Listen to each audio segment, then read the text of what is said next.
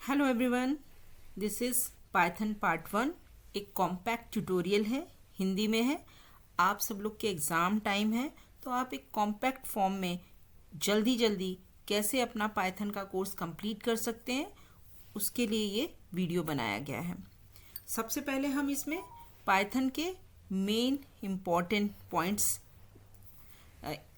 समझ लेंगे। पहला है, ये क्रिएटेड बाय ग्यूडो वैन रोसम के द्वारा ये क्रिएट किया गया है।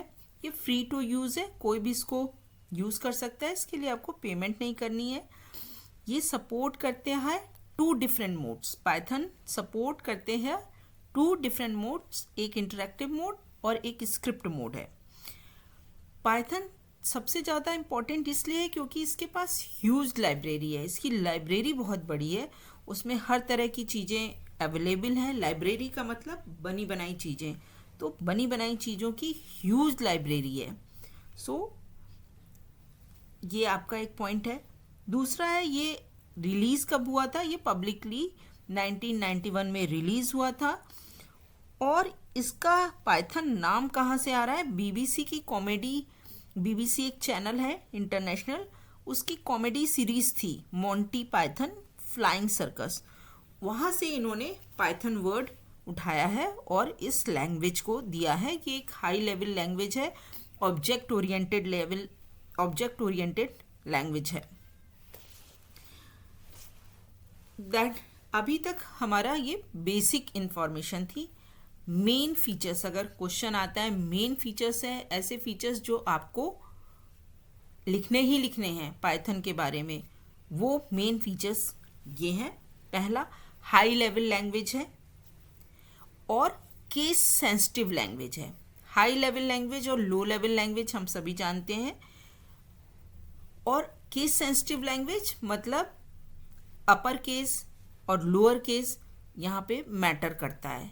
ये केस सेंसिटिव है, आपने कैपिटल ए लिखा है या स्मॉल ए लिखा है तो दोनों अलग अलग चीज़ें होंगी, तो ये मैटर करता है। यहाँ पे उसका मीनिंग है केस सेंसिटिव है, इनसेंसिटिव नहीं है कि लेवल ए स्मॉल ए लिखा है या कैपिटल ए लिखा है वो उसको एक बराबर नहीं लेता, उनको अलग अलग लेता है।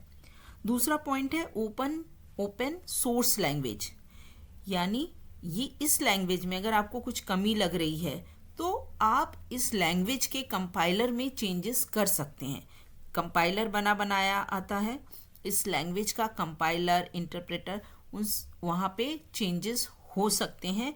ये है ओपन सोर्स लैंग्वेज का मतलब, anyone can do modification. Next point है कि इसके पाइथन का यूज़ करके हम क्या क्या बना सकते हैं।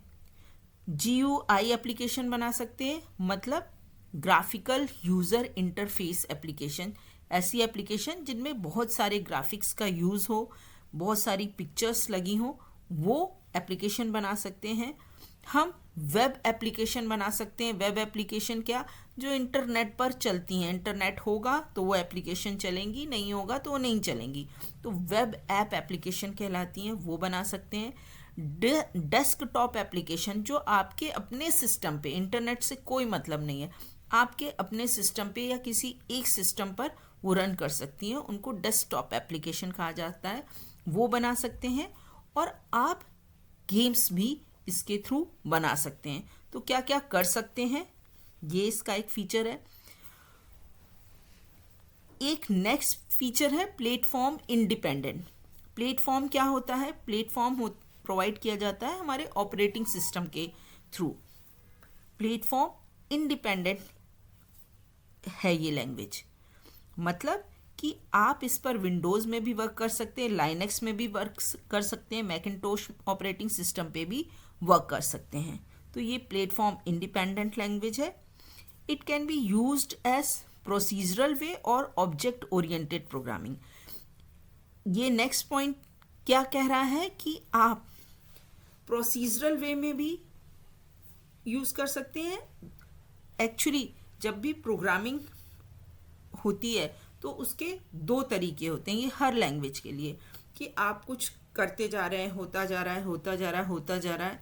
और एक है ऑब्जेक्ट ओरिएंटेड प्रोग्रामिंग, मतलब कि कोई ऑब्जेक्ट है जो वो वर्क कर रहा है। रियल लाइफ में कौन ज़्यादा सूट करता है? Object oriented programming.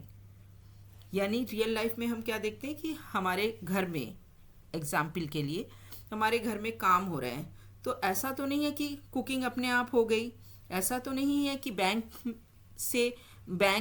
का कोई काम है वो अपने आप हो गया। उस एक कोई ऑब्जेक्ट होता है वो करता है। वही यहाँ पर डिफरेंस है। प्रोसीजरल में मतलब अपने आप हो रहा है, देयर इज नो ऑब्जेक्ट।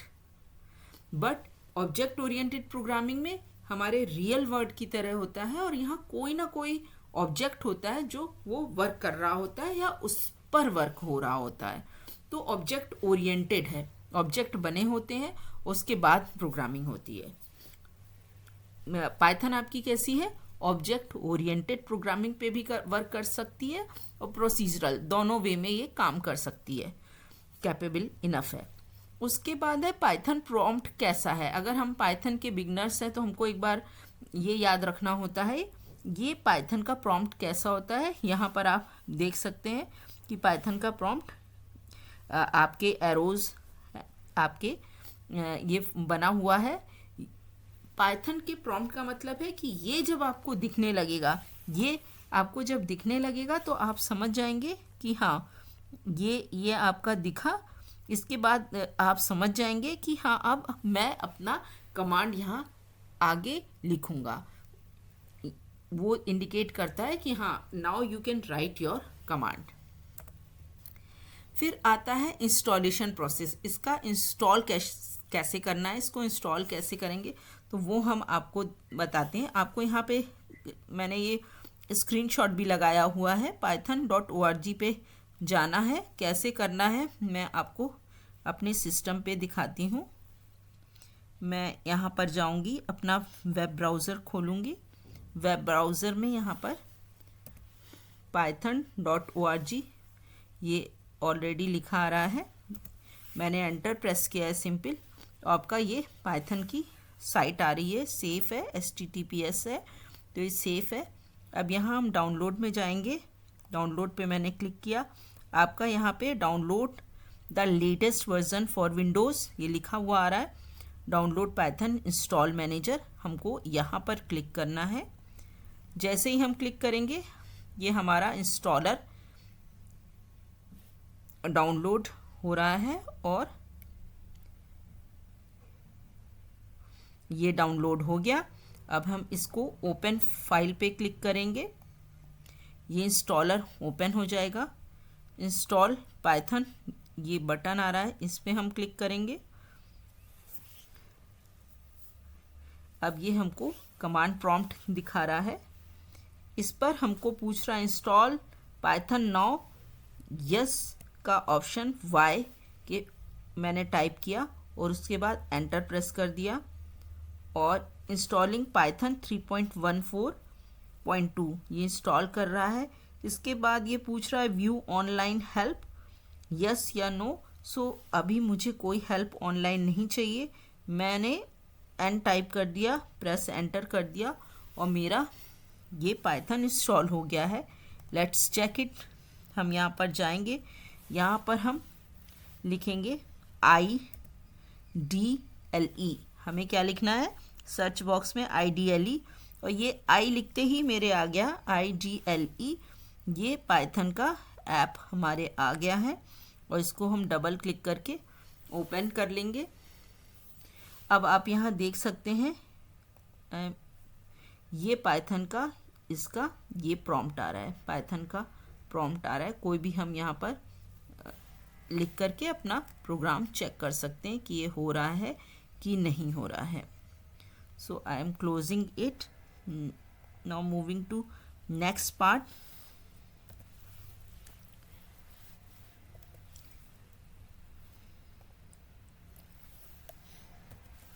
अब हमने यहाँ पर इंस्टॉलेशन प्रोसेस देख लिया है, ये हम कंप्लीट करके हम अब नेक्स्ट पार्ट पे आए हैं, मोड्स ऑफ पाइथन।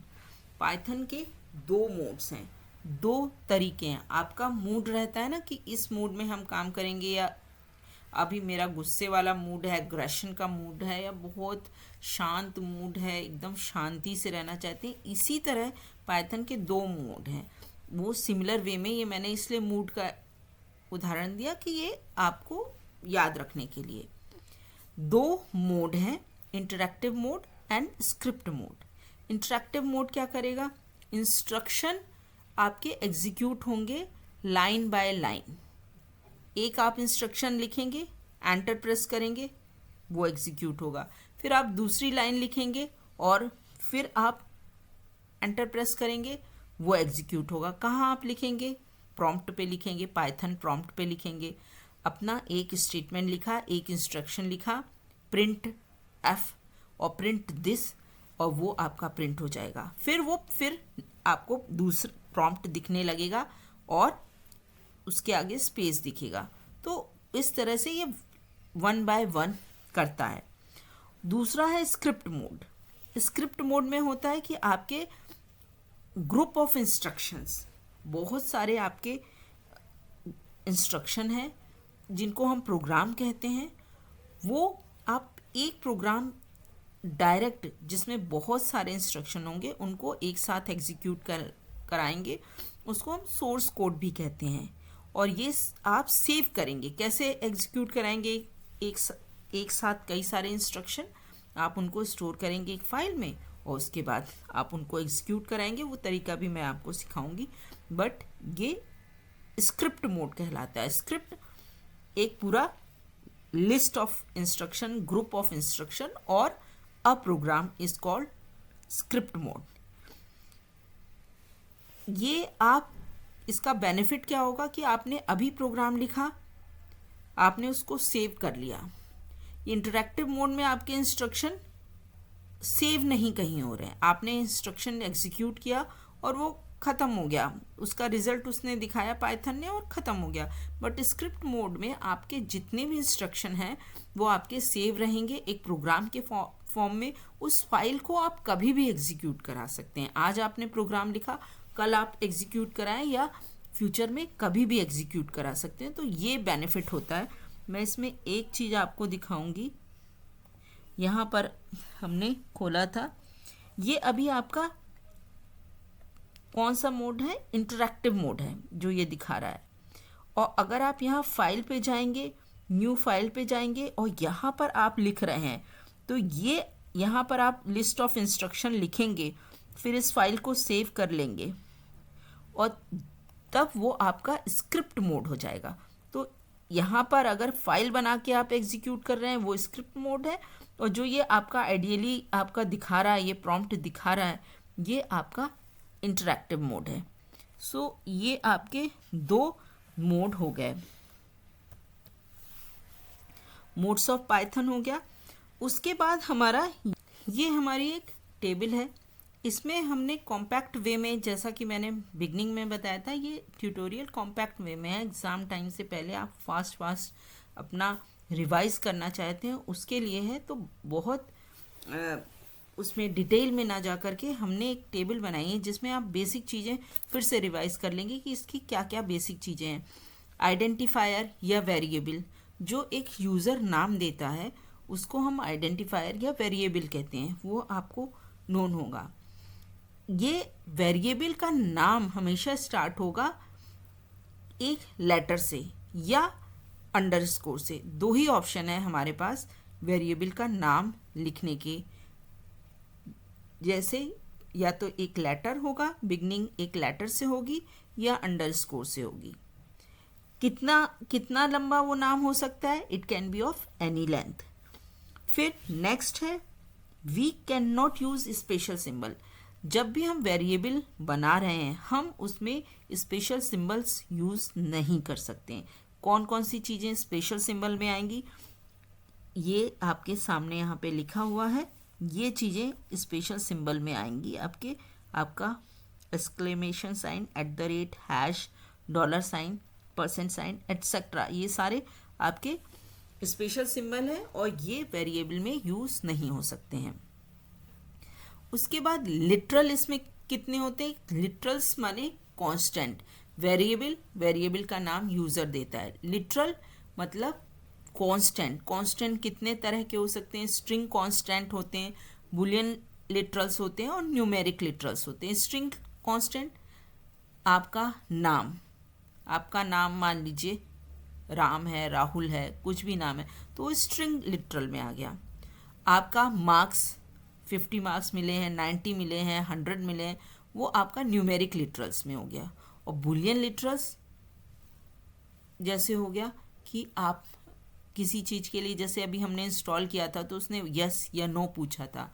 यस या नो, दो ही ऑप्शन रहता है कि आपको ऑनलाइन हेल्प चाहिए या नहीं चाहिए, डॉक्यूमेंटेशन चाहिए या नहीं चाहिए।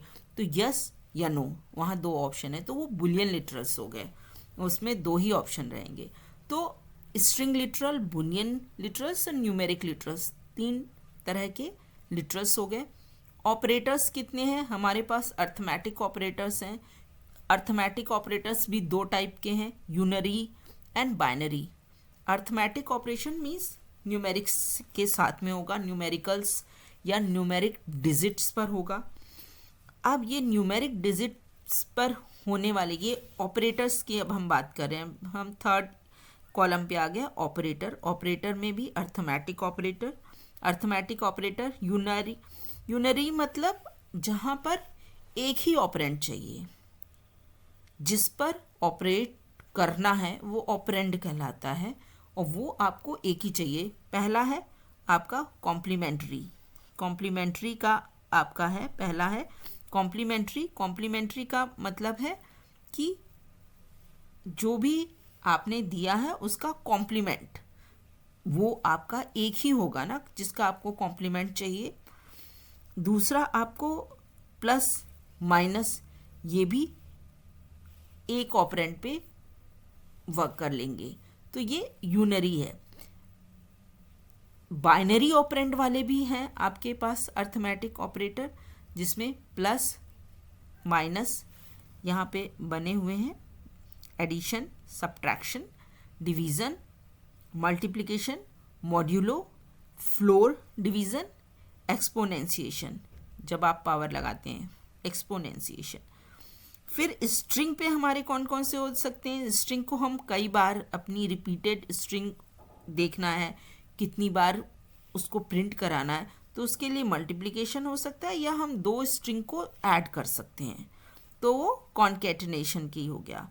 और स्ट्रिंग को हम मल्टीप्लाई करेंगे तो स्ट्रिंग का जितनी बार हमको प्रिंट कराना है तो हम उस एस्ट्रिक लगा के, ये साइन लगा के, एस्ट्रिक लगा के, और जितनी बार 2 बार 4 बार प्रिंट कराना है तो हम ये यूज़ करते हैं, तो मल्टीपल टाइम्स प्रिंट हो जाता है। इसी तरह असाइनमेंट है। असाइनमेंट मतलब वेरिएबल में हम क्या वैल्यू जा रही है, तो a = 90, तो वो इक्वल्स टू असाइनमेंट ऑपरेटर है। ए वेरिएबल में वो 90 वैल्यू को वो अटैच कर रहा है, वो उसके लिए असाइनमेंट ऑपरेटर यूज़ होता है। तो इक्वल टू है, मॉड्यूलो इक्वल्स टू है, डिवीज़न इक्वल्स टू है, और इस तरह फ्लोर डिवीज़न इक्वल्स टू है। मतलब फ्लोर डिवीज़न होगा, पहले आपके दो इसमें ऑपरेंड लगेंगे, एक x, फिर मॉड्यूलो x, मैं आपको फिर से दिखा रही हूँ, यहाँ पे दो लगेंगे ऑपरेंड्स और इनके बीच में फ्लोर डिवीज़न होगा, उसके बाद असाइनमेंट हो जाएगा। यहाँ पे डिवीज़न होगा फिर असाइनमेंट होगा, यहाँ मॉड्यूलस निकाल करके फिर असाइनमेंट होगा। यहाँ कोई भी ऑपरेशन नहीं होगा, डायरेक्ट असाइनमेंट होगा। यहाँ पहले माइनस होगा और उसके बाद असाइनमेंट होगा, यहाँ पहले प्लस होगा फिर उसके बाद असाइनमेंट होगा। पहले यहाँ मल्टीप्लिकेशन होगा, उसके बाद x multiplied x asterisk equals to y, तो इसका मतलब है x को मल्टीप्लाई करो y से और फिर जो मल्टीप्लिकेशन का रिजल्ट आए वो असाइन कर दो इस साइड के, जो आपके लेफ्ट हैंड साइड में आपका ऑपरेंड है उस पे। इसी तरह एक्सपोनेंशिएशन है, पहले एक ऑपरेंड और दूसरे ऑपरेंड का एक्सपोनेंशिएशन के बाद जो रिजल्ट आएगा उसको पहले वाले ऑपरेंड में असाइन कर दो। इस तरह इसमें असाइनमेंट है। रिलेशनल आपके ऑपरेटर्स है, less than, greater than, less than equal to, greater than equal to, not equal to and equals, equality को चेक करने के लिए यहाँ इक्वालिटी का ऑपरेटर है। यहाँ असाइनमेंट है, एक इक्वल मतलब वो असाइनमेंट का है, और दो इक्वल मतलब वो आपका रिलेशनल है कि दो ऑपरेंड्स आपस में बराबर हैं कि नहीं। They can be string, they can be numeric digits. और मेंबरशिप ऑपरेटर मतलब एक ग्रुप में वो है मेंबर या नहीं है, इन और नॉट इन द ग्रुप, उस ग्रुप के मेंबर हैं या नहीं वो हम चेक करते हैं। उसके बाद है एक्सप्लिसिट टाइप कन्वर्जन फंक्शन। ये बेसिक कन्वर्जन फंक्शन है।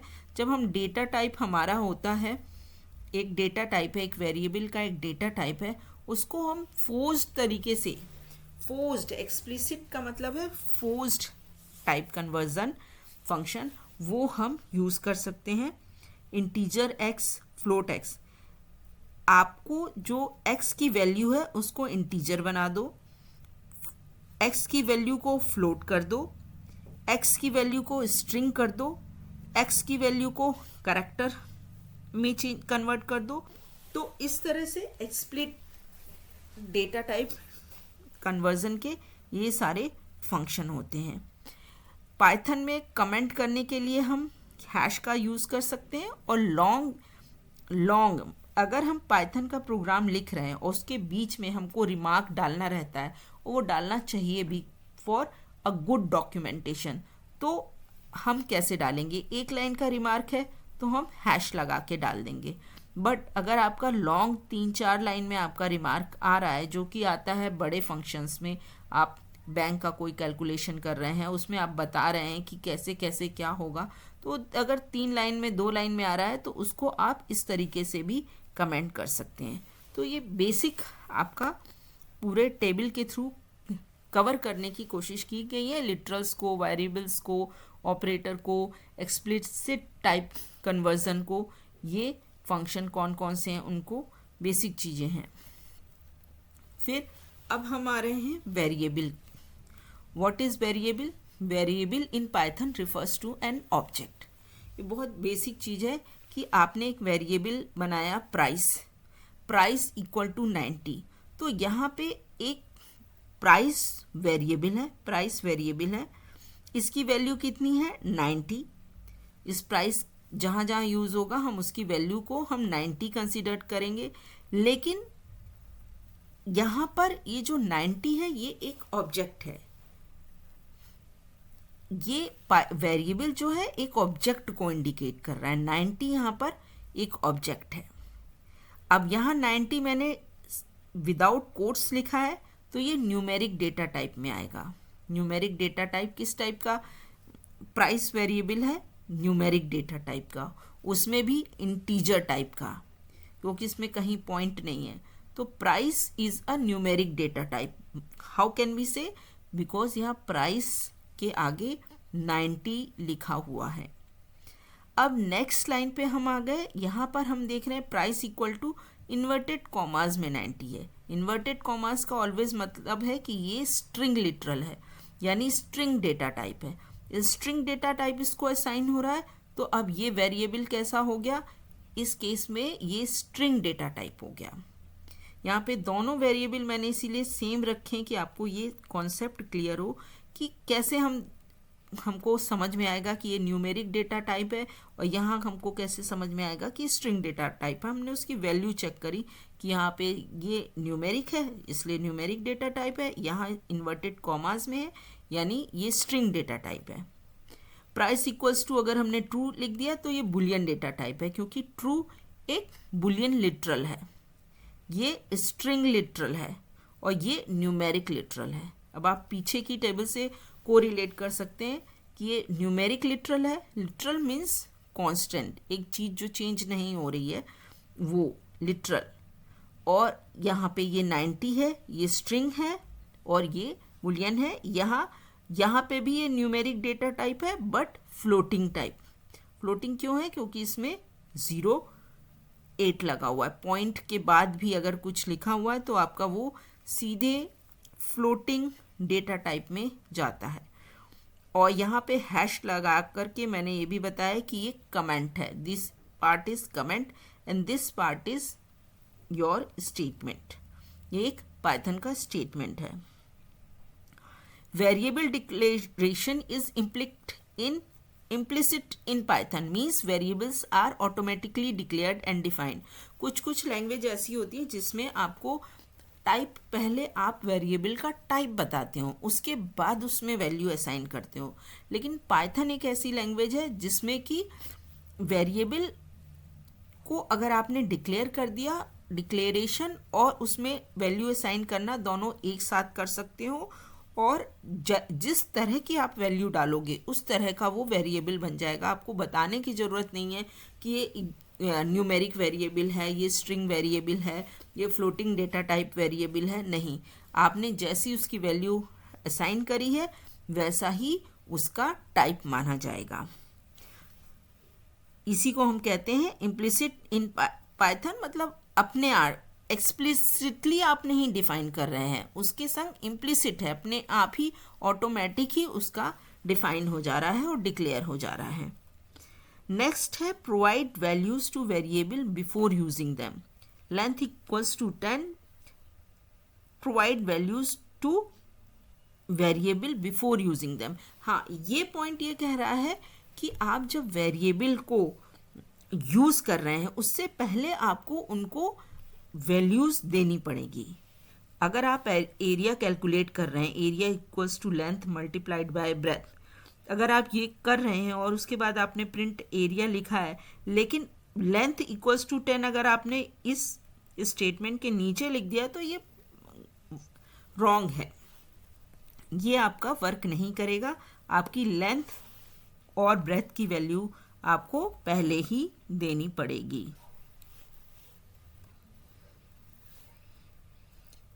अब हम नेक्स्ट स्लाइड पे जाते हैं। Object representation of the real world thing. मैंने बिगनिंग में ही बताया था पाइथन के कि ये दोनों तरीके से काम करता है। Procedural way of programming we can use and we can use object oriented programming. दोनों तरीके की हम प्रोग्रामिंग पाइथन में कर सकते हैं। यहाँ पे ऑब्जेक्ट वाला कॉन्सेप्ट समझना ज़रूरी है। All values, all data items are object. यहाँ पर जिस तरीके से यहाँ प्राइस इक्वल्स टू 90 लिया है, प्राइस क्या है, एक वेरिएबल है, इक्वल टू क्या है, असाइनमेंट ऑपरेटर है, 90 क्या है, वैल्यू एक दी है, या इसको हम डेटा आइटम कहते हैं। ये यहाँ पर ऑब्जेक्ट है, ये वेरिएबल है, इक्वल्स टू है, और ये 90 ऑब्जेक्ट है। एक प्रोग्राम में 90 आप जब लिखेंगे और एक प्राइस इक्वल टू 90 लिखा, आगे आपने उसी प्रोग्राम में GST इक्वल्स टू 90 लिखा, कुछ भी आपने उसमें फिर आगे, तो वो 90 तो सेम ही रहेगा। उस 90 को, क्योंकि वो एक ऑब्जेक्ट है, उसको 2 वेरिएबल 3 वेरिएबल ये रेफरेंस कर रहे हैं। तो इसको हमें ये समझना होगा कि 90 यहाँ पर ऑल वैल्यूज़ या डेटा आइटम्स आर ऑब्जेक्ट्स। ये आपका real world object oriented programming का बेसिक है। Every object in Python is assigned a unique identity. जो भी ऑब्जेक्ट है, यहाँ 90 है, इसको एक यूनिक आइडेंटिटी मिलती है। 90 को एक आइडेंटिटी मिली हुई है, यानी 90 ऑब्जेक्ट एक एड्रेस पे रह रहा है, एक आइडेंटिटी उसकी है। एड्रेस हमारे रहने की आइडेंटिटी होती है, उसी तरह इस 90 वैल्यू की आइडेंटिटी उसका एड्रेस है, जिसको हम यहाँ कह रहे हैं कि ईच ऑब्जेक्ट यानी 90 in Python is assigned a unique identity. उसकी यूनिक आइडेंटिटी होती है which remains the same for the life time of the object. उस ऑब्जेक्ट का लाइफ टाइम तक वो सेम रहती है। अब एक ऑब्जेक्ट का लाइफ टाइम क्या है, वो प्रोग्राम, उस प्रोग्राम में या उस फंक्शन में, अगर फंक्शन के अंदर बनाया गया है तो उसका लाइफ टाइम उसका फंक्शन है, अगर वो किसी ब्लॉक में बनाया गया है तो उसका लाइफ टाइम उसका ब्लॉक है, अगर वो पूरे प्रोग्राम के बिगनिंग में बनाया गया है, हर जगह से वो एक्सेसिबल है, तो फिर उसकी लाइफ वो पूरा प्रोग्राम है। तो इस तरीके से उसकी लाइफ डिफरेंट डिफरेंट हो सकती है, कहाँ वो लिखा गया है, कहाँ उसकी स्टार्टिंग हुई है। और एवरी ऑब्जेक्ट इन पाइथन, उस ऑब्जेक्ट की एक यूनिक आइडेंटिटी है, यानी उसका एक यूनिक एड्रेस है। ID function is use to get the identity या memory address of the object. Variable price, value 90, और इसकी आईडी मान लीजिए 143479, जो भी एड्रेस है मेमोरी एड्रेस, वो इसका आइडेंटिटी हो गई। आइडेंटिटी कैसे निकलेगी? आईडी फंक्शन का यूज करके हम आइडेंटिटी निकाल सकते हैं।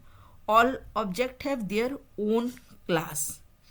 अच्छा, हर ऑब्जेक्ट जो है अपनी क्लास को बिलोंग करता है, कैटेगरी को बिलोंग करता है। क्लास का मतलब है कैटेगरी।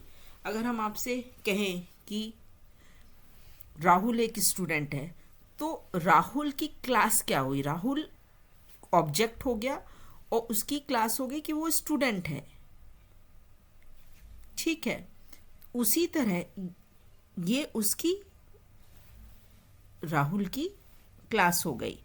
12, जैसे कि यहाँ पे एग्जाम्पल 12 एक ऑब्जेक्ट है और इसकी क्लास क्या हो गई? ये इंटीजर है, इसका टाइप इंटीजर है, ये इंटीजर इसकी क्लास हो गई, अगर हम ऑब्जेक्ट ओरिएंटेड प्रोग्रामिंग के केस में बात कर रहे हैं। 12 एक डेटा टाइप है, 12 एक वैल्यू है, और ये एक ऑब्जेक्ट है और इसकी क्लास कौन सी है? इंटीजर क्लास को ये बिलोंग करता है। 13.564 क्या है? ये ऑब्जेक्ट है कौन सी क्लास का? फ्लोटिंग डेटा टाइप क्लास का। फ्लोटिंग डेटा टाइप क्लास का ये एक ऑब्जेक्ट है। तो इस तरह से हम ऑब्जेक्ट ओरिएंटेड वे में हम पाइथन को समझ सकते हैं। यहाँ पे आपको ये ध्यान रखना जरूरी है कि all values are object, like 90 is a object, और आईडी फंक्शन का यूज करके हम उस ऑब्जेक्ट का मेमोरी एड्रेस जान सकते हैं, उसकी यूनिक आइडेंटिटी हम जान सकते हैं। और वो यूनिक आइडेंटिटी जब तक उस वेरिएबल की, उस ऑब्जेक्ट की लाइफ रहेगी, तब तक यूनिक आइडेंटिटी उसकी सेम मेंटेन होगी। अब हम यहाँ पे देखेंगे डेटा टाइप्स कितने हैं पाइथन में। डेटा टाइप्स आपके नंबर्स हैं, सीक्वेंस, सेट्स, नन। जब हम निल कहते हैं तो वो पाइथन में कोई डेटा टाइप नहीं है, तो वो उसका भी एक टाइप बनाया गया है, नन। और मैपिंग्स, मैपिंग भी एक अलग तरह कैटेगरी बनाई गई है। नंबर्स में आपके कौन कौन से आ जाएंगे? इंटीजर हो गए, फ्लोटिंग पॉइंट हो गए, कॉम्प्लेक्स हो गया। और बुलियन जो आपका है ये इंटीजर, एक्चुअली इंटीजर में आ गया क्योंकि आपका ये ट्रू और फॉल्स है, ये 0 या 1 के फॉर्म में होगा। ट्रू और फॉल्स को अंदर इंटीजर वे में ऐसा तो नहीं है कि ये सच या झूठ, ट्रू या फॉल्स। अब ये ऐसा तो नहीं कि थोड़ा सा सच है, थोड़ा सा 90% सच है, 1% झूठ है, तो that is not possible. Integer means integer में कंप्लीट इंटीजर होता है। बुलियन या ट्रू फॉल्स को भी इसी कैटेगरी में डाला गया है। फ्लोटिंग पॉइंट में पॉइंट वाले आ जाएंगे, और कॉम्प्लेक्स में जहाँ पे -3e उस टाइप के आपके नंबर्स आएंगे, जहाँ पे बहुत ज़्यादा पावर है, प्लस माइनस है, और बहुत ज़्यादा पावर के आपके एक्सपोनेंट, उनका एक्सपोनेंट वैल्यू है, जब हम -3e 27 इस टाइप के आपके आएंगे। फिर सीक्वेंस है, सीक्वेंस में स्ट्रिंग भी सीक्वेंस में, कैरेक्टर का सीक्वेंस है, लिस्ट भी आपका सीक्वेंस टाइप में आती है, और टपल्स भी आते हैं उसी में। हम क्या हैं इनको हम देखेंगे। इसी तरह सेट्स भी आते हैं, सेट्स भी इसी में आते हैं। और फिर आपका मैपिंग है। Numbers and strings are single values. Numbers और स्ट्रिंग्स जो हैं ये आपके सिंगल वैल्यू होते हैं। इसमें पॉइंट जो है आपके रिमेंबर करने के लिए वो है numbers and string are single value. Strings में आपका क्या होगा? एक सिंगल वैल्यू, किसी का नाम हो गया, कोई एक वर्ड आएगा, कोई वर्ड एक आ जाएगा, एक सिंगल वैल्यू इसको माना जाता है। और आप स्ट्रिंग में आप आपके बड़े इन्वर्टेड कॉमास के अंदर जो भी आप लिख रहे हैं, sequence of characters, spaces, all will come in category of string. Single value आती है इसमें, एक वैल्यू आ रही है। फिर उसके बाद है आपका ऑर्डर्ड लिस्ट, आपकी ऑर्डर्ड लिस्ट जिसमें लिस्ट आप बनाते हैं। तो लिस्ट में आपके होते हैं फर्स्ट सेकंड, ऑर्डर एक लिस्ट में होता है कि पहले ये आइटम, फिर सेकंड, फिर थर्ड। तो ऑर्डर्ड लिस्ट में आपके लिस्ट हो गया इटसेल्फ, टपल हो गया और डिक्शनरी डेटा टाइप्स आते हैं। ये आपके ऑर्डर्ड लिस्ट हैं, इनमें एक ऑर्डर रहता है। और अनऑर्डर्ड लिस्ट में आपका आता है सेट डेटा टाइप। अनऑर्डर्ड आपका जो लिस्ट है, सेट में भी लिस्ट होती है। अभी हम ये चीज़ें काफ़ी कंफ्यूजिंग इस समय लग रही होंगी, लेकिन अभी हम आगे स्लाइड में देखेंगे कैसे ये वर्क करती हैं। अनऑर्डर्ड लिस्ट में यूज़ करता है, और अनऑर्डर्ड लिस्ट में कौन आएगा? आपका सेट डेटा टाइप। सेट एक डेटा टाइप है, लिस्ट एक डेटा टाइप है, टपल्स एक डेटा टाइप है, स्ट्रिंग एक डेटा टाइप है, और डिक्शनरी आपका डेटा टाइप है। तो इसमें आपका सेट जो हो गया है ये अनऑर्डर्ड की कैटेगरी में आएगा। लिस्ट, टपल और डिक्शनरी ये ऑर्डर्ड हैं। List, set, dictionary are. अब एक दूसरा टाइप भी है, एक ऑर्डर्ड अनऑर्डर्ड वे है, एक है म्यूटेबल इम्यूटेबल। तो दो तरीके से आप आपके डेटा टाइप्स को आप देख सकते हैं। मतलब कुछ डेटा टाइप आपके म्यूटेबल में आएंगे, कुछ इम्यूटेबल में आएंगे, और कुछ आपके डेटा टाइप ऑर्डर्ड लिस्ट में आएंगे, कुछ आपके अनऑर्डर्ड लिस्ट में आएंगे। तो दोनों तरीके आपको पता होना चाहिए, क्योंकि यहाँ पे आप ऑर्डर्ड लिस्ट में लिस्ट, टपल, डिक्शनरी ये आ रहे हैं, और अनऑर्डर्ड में सेट आ रहा है। बट आपके mutable and immutable data types में आपकी अलग हो जाएंगे डेटा टाइप्स। जैसे कि म्यूटेबल डेटा टाइप्स में आपके आएंगे list, set, dictionary, LSD। List, set, dictionary ये values can be changed. Variable जिनकी वैल्यू आप चेंज कर सकते हैं, जब वो उनको क्रिएट किया गया है, साइन कर दी गई है वैल्यू, उसके बाद भी उनकी वैल्यू को आप चेंज कर सकते हैं। वो आपके ये हैं mutable data types. Values can B change. Immutable data types value can not be change. तो वो इम्यूटेबल डेटा टाइप्स में आते हैं। ये दो वैरायटी हैं, दो आपके जिसको कहते हैं कि इन्होंने फर्दर उनको डिफाइन किया हुआ है।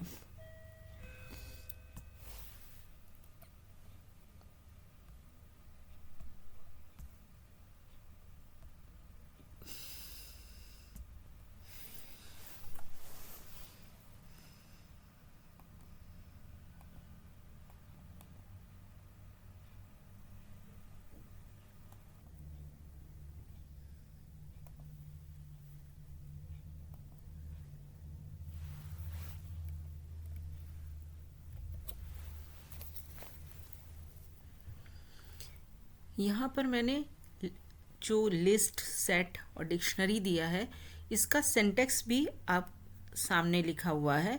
लिस्ट 1 एक वेरिएबल का नाम है, लिस्ट डेटा टाइप है, और इस लिस्ट में किस तरह से हम लिखते हैं, एलिमेंट कॉमा सेपरेटेड है, स्क्वायर ब्रैकेट लगा हुआ है, और डिफरेंट डेटा टाइप्स हैं।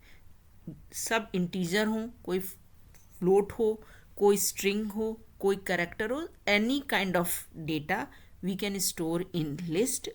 और इसका स्ट्रक्चर सिंटैक्स जो है वो इस तरह से, कॉमा सेपरेटेड है, स्क्वायर ब्रैकेट लगा हुआ है, और जब भी आपका कोई स्ट्रिंग डेटा टाइप होगा, स्ट्रिंग लिटरल होगा, तो वो इन्वर्टेड कॉमास में होगा। ये आपका एक स्ट्रिंग लिटरल है, स्ट्रिंग कांस्टेंट है, वो आपका इन्वर्टेड कॉमास में होगा। लिस्ट का ये लिखने का तरीका है। सेट डेटा टाइप्स है, इसमें भी आपका डिफरेंट टाइप के आपके डेटा आइटम्स आ सकते हैं, वैल्यूज़ डिफरेंट हो सकती हैं जैसे कि आप देख रहे हैं, और इसमें करली ब्रेसेस होते हैं, ये भी कॉमा सेपरेटेड होते हैं। बट इसमें इनकी यूनिक चीज़ होती है सेट डेटा टाइप में कि डुप्लीकेट वैल्यूज़ इसमें अलाउ नहीं होती हैं। अगर आपने एक बार 400 इस सेट में है तो दूसरा नहीं होगा 400, केवल एक ही बार अपीयर हो सकता है। बट आप लिस्ट में देखिए 3 भी रिपीट हुआ है, 2 डेटा आइटम भी रिपीट हुआ है यहाँ पर, तो ये दोनों में डिफरेंस है। इसके बाद हमारा डिक्शनरी डेटा टाइप आता है, ये मैपिंग की कैटेगरी में आता है। मैपिंग जो है जिसमें हम की वैल्यू पेयर देखते हैं। डिक्शनरी में आप मैप करते हैं की से वैल्यू को मैप किया जाता है या मिलान किया जाता है। तो मैपिंग करते हैं फैब्रिक, तो फैब्रिक का टाइप 500 नहीं हो सकता, फैब्रिक का टाइप कॉटन और रेयॉन और इस टाइप से आएंगे। तो इसकी की है फैब्रिक, वैल्यू है कॉटन, प्राइस है आपका की, वैल्यू है 500, आइटम है की, वैल्यू है टी शर्ट। पहले की, फिर कॉलन, फिर वैल्यू। सब आप देखिए इसमें आपके डिजिट को छोड़ करके सब आपके इन्वर्टेड कॉमास में है। ये अनऑर्डर्ड की कैटेगरी में आता है, अनऑर्डर्ड की कैटेगरी में ये आता है क्योंकि की वैल्यू पेयर है। आपके ऑर्डर की यहाँ पे ज़रूरत नहीं है, आप की बोलेंगे तो उससे आपकी वैल्यू आइडेंटिफाई मैच करके आपको शो हो जाएगी। तो इस डिक्शनरी, ये डिक्शनरी डेटा टाइप का एक वेरिएबल है, उसका सिंटैक्स सामने है। अब इन सब में हम देखते हैं कि ये म्यूटेबल डेटा टाइप हैं जिनकी वैल्यू हम कभी भी चेंज कर सकते हैं। एक बार असाइन कर दिया हमने लिस्ट 1 में, वैल्यूज़ क्रिएट हुआ, असाइन हुआ, और उसके बाद हम इसकी वैल्यू को चेंज कर सकते हैं। आगे हम यहाँ 3 की जगह 4 कर सकते हैं, जो भी कर सकते हैं।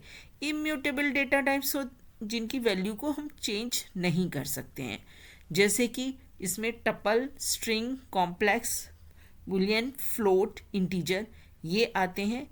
जब भी अगर हमको इनको चेंज करना पड़ता है, when an attempt is made to update the value of an immutable variable, the old variables is destroyed. जो पुराना वेरिएबल होता है उसको डिस्ट्रॉय कर देते हैं और न्यू वेरिएबल को क्रिएट किया जाता है बाय द सेम नेम, उसी नाम का। जैसे टपल 1 है, अब इसमें अगर हमको चेंज करना है तो ये पूरा टपल 1 वेरिएबल पूरा आपका डिस्ट्रॉय होगा और टपल 1 नाम का सेम नाम का नया वेरिएबल क्रिएट होगा जिसमें कि एड्रेस आपका स्टोर होगा इस टपल का। ये टपल आपका एग्जाम्पल है टपल डेटा टाइप की। टपल में आप यहाँ देख सकते हैं जितने भी डेटा आइटम्स हैं कैसे स्टोर किए गए हैं। कैरेक्टर है सिंगल कॉमा में, स्ट्रिंग है आपका डबल इन्वर्टेड कॉमास में, और फ्लोट भी है, इंटीजर वेरिएबल भी हैं। तो ये भी डिफरेंट टाइप के डेटा आइटम्स को रखता है, लेकिन इम्यूटेबल डेटा टाइप है। मतलब एक बार इसको क्रिएट कर दिया गया तो इसको चेंज नहीं किया जा सकता है, चेंज और अपडेट नहीं पॉसिबल है। कैसे पॉसिबल हो, इसको पूरा डिलीट करना है और फिर नया वेरिएबल आपको क्रिएट करना है। तो बेसिक आप समझिए कि values can not be changed, immutable है। टपल में इतना आसान नहीं है कि वही आप वेरिएबल नेम ले करके और आगे मूव ऑन करते जाएं, इसमें वैल्यू ऐड करते जाएं या डिलीट करते जाएं। So it's not like that. अब हम लास्ट पार्ट में आ गए हैं, जो हम एरर्स देखते हैं जब भी हम प्रोग्राम लिखते हैं। तो हम उसमें सिंटैक्स एरर होती है, सिंपल है, सिंटैक्स इज इनकरेक्ट। जैसे कि यहाँ पे अगर आप कॉमा की जगह सेमी कॉलन लगा देंगे तो सिंटैक्स एरर हो जाएगी। अगर यहाँ पे स्क्वायर ब्रैकेट चाहिए लिस्ट के क्रिएशन के लिए, तो अगर हमने यहाँ करली ब्रैकेट लगा दिया तो वो एरर हो जाएगी। तो ये सिंटैक्स एरर की कैटेगरी में आता है। रन टाइम एरर है कि आपका इंटरप्रेटर या कंपाइलर नहीं एबल है स्टेटमेंट्स को एग्जीक्यूट करने पे। सिंटैक्टिकल एरर नहीं है, कोई सिंटैक्स वाइज एरर नहीं है, कोई सिंटैक्स की एरर नहीं है, लेकिन तब भी एरर आ रही है जब हम प्रोग्राम को रन कर रहे हैं तब आ रही है। और वो एरर इस तरह की आ रही है जैसे कि डिवीज़न बाय ज़ीरो। आपको पता नहीं था कि कैलकुलेट करने के बाद यूज़र ऐसी वैल्यू डालेगा कि उसने ज़ीरो डाल दिया, आपको पता ही नहीं था। और आपने जब डिवीज़न बाय ज़ीरो उससे किया तो रन टाइम एरर आ गई, बिकॉज इनफिनाइट आएगा, वैल्यू नहीं आएगी। उसी तरह x is a file that does not exist. आपने कभी डाला था, प्रोग्राम बनाया था, उसमें कोई फाइल एग्जिस्ट कर रही थी, उस प्रोग्राम को अगर आप आज रन करा रहे हैं और वो फाइल एग्जिस्ट नहीं कर रही, तो रन टाइम पे, क्योंकि प्रोग्रामिंग में तो कहीं एरर नहीं है, सिंटैक्स में कहीं एरर नहीं है, लेकिन जब आपने रन कराया उस फाइल में से कुछ वैल्यू पढ़ने की कोशिश करी तो वो फाइल ही नहीं एग्जिस्ट करती है, तो रन टाइम एरर आएगी। ये रन टाइम एरर है। नेक्स्ट आपकी लॉजिकल एरर है। लॉजिकल एरर को आइडेंटिफाई करना मुश्किल होता है, क्योंकि सिंटैक्स एरर पे भी वार्निंग आपका सिस्टम देगा, रन टाइम एरर पे रन करेंगे तब आपका सिस्टम वार्निंग देगा और आपको एग्जीक्यूट नहीं हो पाएगा, आपका एग्जीक्यूशन फेल हो जाएगा। सिंटैक्स एरर है, कंपाइलेशन फेल होगा।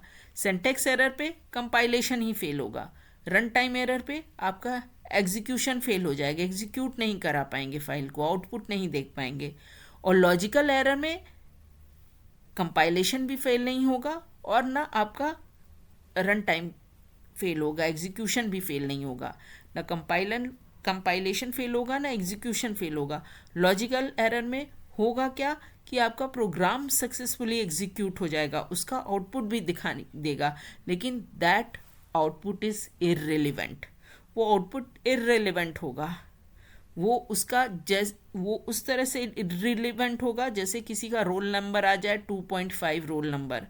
सो 2.5 रोल नंबर आज की हम एग्जिस्ट नहीं हो सकता ना, वो एक बिल्कुल इलॉजिकल चीज़ है।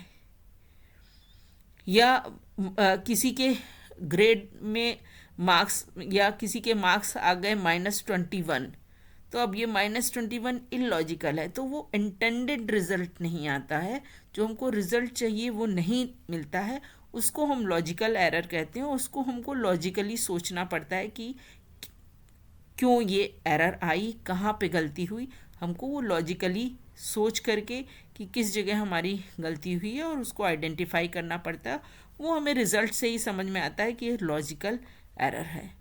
तो ये हमने बेसिक आपका बिगनर के लेवल पे कॉम्पैक्ट फॉर्म में आपका पार्ट 1 बनाया है। आपको अगर कहीं पे भी कोई डाउट है आप कमेंट में दीजिए, कहीं पे भी आपको दिक्कत हो रही है, ऑपरेटर्स वाला पार्ट है, आप उसको ज़्यादा एलोबरेट करके देखना चाह रहे हैं, तो वो आप बताइए और कमेंट में दीजिए। अभी पार्ट 1 के लिए इतना ही। थैंक्स।